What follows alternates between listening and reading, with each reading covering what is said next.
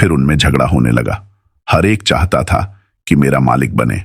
फिर उनमें तलवार चलने लगी और एक अति बलवान डाकू को छोड़कर सभी मारे गए। उस डाकू ने कहा, मैं तुझे काहिरा ले जाकर एक मित्र को भेंट करूंगा। उसने मुझसे एक सुंदर दासी मांगी थी। लेकिन यह आदमी कौन है? तेरा भाईबंद है या प्रेमी? मैंने बताया कि यह मेरा पति है तो वह बोला, फिर तो इसका दुख दूर होना चाहिए। इससे तेरी दशा कब तक देखी जाएगी? यह कहकर उसने मेरे पति को बंधा बंधा ही समुद्र में डाल दिया। मैं बहुत रोई पीटी और पति के पीछे समुद्र में कूदने को तैयार हो गई, किंतु डाकू ने मुझे मस्तूल से बांध दिया और जहाज को चलाने लगा।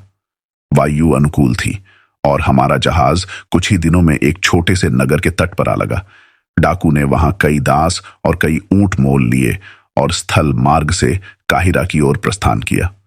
हम कई दिनों की यात्रा के बाद इस जंगल से गुजर रहे थे तो हमने उस राक्षस जैसे हबशी को अपनी ओर आते देखा।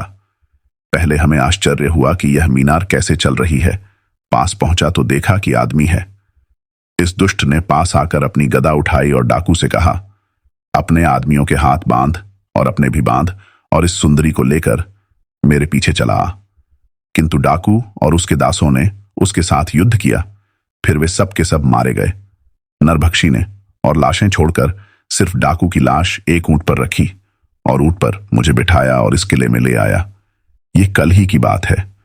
शाम को उसने डाकू की लाश को भून कर खाया और मुझे सारा हाल बताया कि किस तरह वह खाने को आदमी लाया करता है और कैसे उसने तहखाने में आदमी बंद कर रखे हैं कि अगर किसी दिन नया भोजन न मिले तो इन्हीं में से किसी को भून खाए।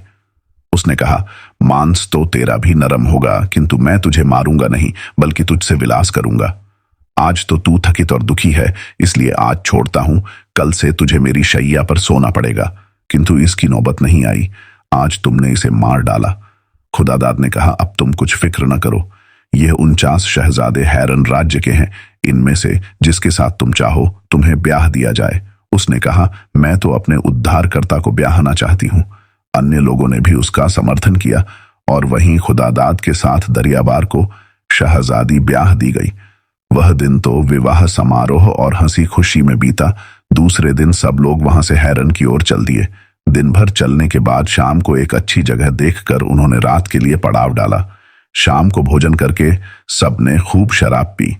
इसी उल्लास में खुदादाद सब लोगों के सामने अपनी पत्नी से बोला, अभी तक मैंने सभी से अपनी वास्तविकता छुपाई थी। अब मैं अपना सच्चा हाल कहता हूं। मैं भी इन 49 शहजादों का भाई यानी हैरन के बादशाह का पुत्र हूं। मुझे मेरे चचेरे भाई शहजादा सुमेर ने पाला पोसा है। मेरी मां का नाम पीरोज है। अब तुम्हें इस बात से भी संतोष होना चाहिए कि तुमने साधारण व्यक्ति से नहीं, एक शहजादे से विवाह किया है। दरियाबार की शहजादी ने कहा, तुमने अपने को छुपाया जरूर, किंतु मुझे तुम्हारी चाल ढाल और व्यवहार से अंदाजा हो गया था कि तुम अवश्य ही राजकुमार होंगे।